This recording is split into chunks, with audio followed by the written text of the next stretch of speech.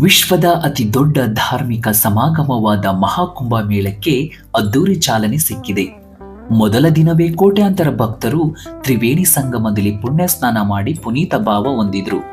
ಅನೇಕ ವಿದೇಶಿಗರು ಕೂಡ ಪುಣ್ಯ ಸ್ನಾನದಿಂದ ಪಾವನ ಭಾವ ಪಡೆದುಕೊಂಡ್ರು. 144 ವರ್ಷಗಳ ನಂತರ ನಡೆಯುತ್ತಿರುವ ಅಂದ್ರೆ 12 ಪೂರ್ಣ ಕುಂಭ ಮೇಳದ ನಂತರ ನಡೆಯುತ್ತಿರುವ ಈ ಮಹಾಕುಂಭದ ಹಿನ್ನೆಲೆ ಏನು? ಕೋಟ್ಯಾನುಕೋಟಿ ಭಕ್ತರೇಕೆ ಇಲ್ಲಿ ಬಂದು ಪುಣ್ಯ ಸ್ನಾನ ಮಾಡಲು ಅಪೇಕ್ಷಿಸುತ್ತಾರೆ? ಈ ಸಲದ ಮೇಳಕ್ಕೆ ಮಾಡಿದ ಖರ್ಚು, ಅದರಿಂದ ಬರಬಹುದಾದ ಆದಾಯವೆಷ್ಟು? ಜೊತೆಗೆ ಮಹಾಮೇಳದ ಕುರಿತು ಇನ್ನೂ ಹಲವಾರು ಕುತೂಹಲಕಾರಿ ಅಂಶಗಳನ್ನ ಈ ವಿಡಿಯೋದಲ್ಲಿ ತಿಳಿದುಕೊಳ್ಳೋಣ.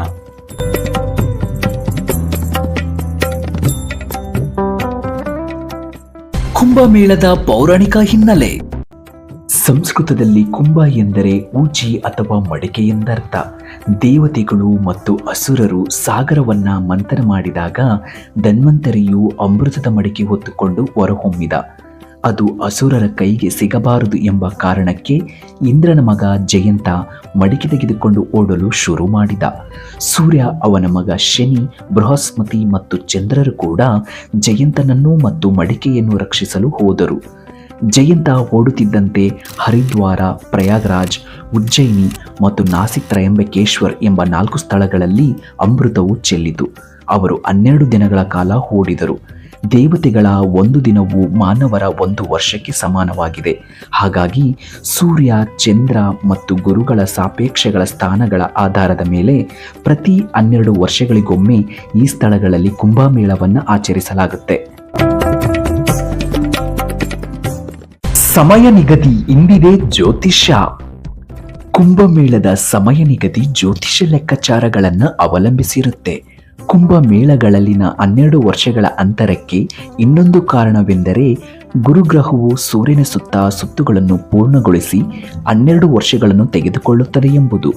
ಕುಂಭಮೇಳದ ವೆಬ್ಸೈಟ್ ಪ್ರಕಾರ ಗುರುವು ಕುಂಭರಾಶಿಯಲ್ಲಿದ್ದಾಗ ಸೂರ್ಯ ಮತ್ತು ಚಂದ್ರರು ಕ್ರಮವಾಗಿ ಮೇಷ ಮತ್ತು ಧನು ರಾಶಿಯಲ್ಲಿದ್ದಾಗ ಕುಂಭವು ಹರಿದ್ವಾರದಲ್ಲಿ ನಡೆಯುತ್ತೆ.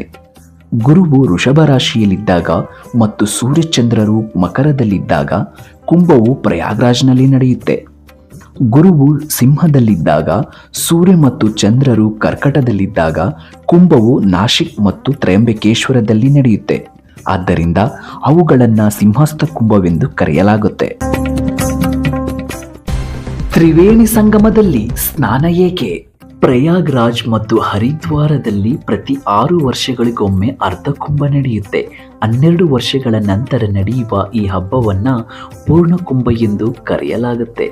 ಕುಂಭದ ಸಮಯದಲ್ಲಿ ಈ ನದಿಗಳಲ್ಲಿ ಸ್ನಾನ ಮಾಡುವುದರಿಂದ ಪಾಪಗಳು ತೊಳೆದು ಹೋಗಿ ಪುಣ್ಯ ಪ್ರಾಪ್ತಿಯಾಗುತ್ತದೆ ಎಂದು ನಂಬಲಾಗಿದೆ. ಕುಂಭಮೇಳ ಸಾಧುಗಳು ಮತ್ತು ಇತರ ಪವಿತ್ರ ಪುರುಷರನ್ನು ಒಟ್ಟುಗೂಡಿಸುವ ಧಾರ್ಮಿಕ ಸಮಾಗಮವಾಗಿದೆ. ಇಲ್ಲಿ ಸಾಧು ಸಂತರನ್ನ ಸಾಮಾನ್ಯ ಜನರು ಭೇಟಿ ಮಾಡಿ ಅವರಿಂದ ಆಧ್ಯಾತ್ಮಿಕ ವಿಚಾರಗಳನ್ನು ಆಲಿಸಬಹುದು, ಧಾರ್ಮಿಕ ವಿಚಾರಗಳನ್ನು ಕೂಡ ತಿಳಿಯಬಹುದು.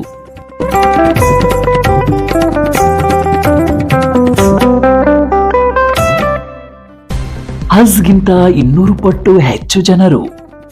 ಮುಂದಿನ 45 ದಿನಗಳಲ್ಲಿ ಕನಿಷ್ಠ 40 ಕೋಟಿ ಭಕ್ತಾದಿಗಳು ಕುಂಭಮೇಳಕ್ಕೆ ಬರುವ ನಿರೀಕ್ಷೆ ಇದೆ. ಅಂದ್ರೆ ಇದು ಅಮೆರಿಕ ಜನಸಂಖ್ಯೆಗಿಂತ ಹೆಚ್ಚು. ಕಳೆದ ವರ್ಷ 20 ಲಕ್ಷ ಜನ ಹಜ್ ಯಾತ್ರೆಗಾಗಿ ಮೆಕ್ಕಾ ಮದೀನಾಕ್ಕೆ ತೆರಳಿದ್ರು. ಇದಕ್ಕೆ ಹೋಲಿಸಿದ್ರೆ 200 ಪಟ್ಟು ಹೆಚ್ಚು ಜನರು ಈ ಸಲದ ಕುಂಭಮೇಳಕ್ಕೆ ಆಗಮಿಸಲಿದ್ದಾರೆ ಎಂದು ವರದಿಯಾಗಿದೆ.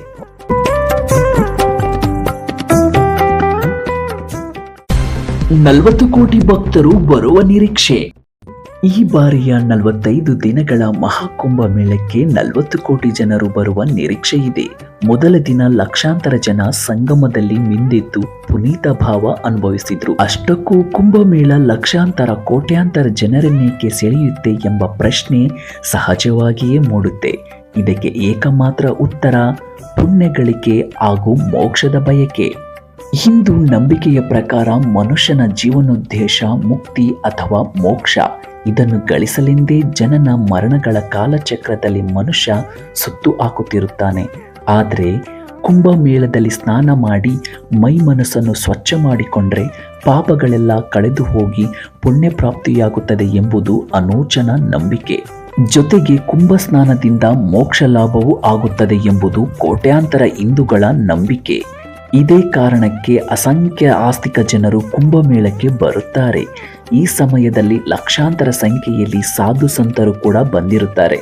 ಅವರಿಂದ ಆಧ್ಯಾತ್ಮಿಕ ಮಾರ್ಗದರ್ಶನ ಪಡೆದು ಜೀವನದಲ್ಲಿ ಪರಲೌಕಿಕ ಔನ್ನತ್ಯ ಹೊಂದುವ ದೃಷ್ಟಿಯಿಂದಲೂ ಮುಮುಕ್ಷುಗಳು ಮೇಳಕ್ಕೆ ಆಗಮಿಸುತ್ತಾರೆ.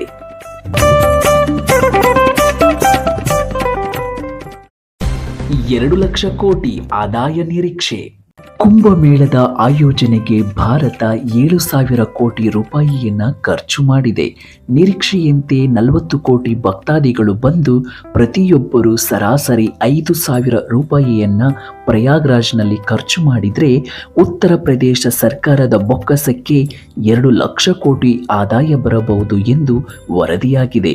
IANS ವರದಿಯ ಪ್ರಕಾರ ಭಕ್ತರ ಸರಾಸರಿ ಖರ್ಚು ದಿನಕ್ಕೆ 10,000ಕ್ಕೂ ಏರಬಹುದು.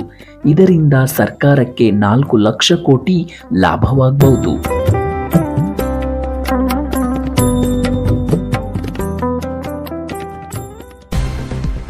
ಎಲ್ಲಿಂದ ಎಷ್ಟು ಲಾಭ?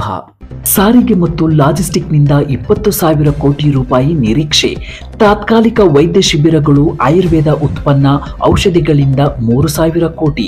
ಇ ಟಿಕೆಟಿಂಗ್, ಡಿಜಿಟಲ್ ಪಾವತಿಗಳು, ವೈಫೈ ಸೇವೆ, ಚಾರ್ಜಿಂಗ್ ಸ್ಟೇಷನ್ಗಳಿಂದ 1,000 ಕೋಟಿ. ಜಾಹೀರಾತು ಮತ್ತು ಪ್ರಚಾರ ಚಟುವಟಿಕೆಗಳಿಂದ 10,000 ಕೋಟಿ.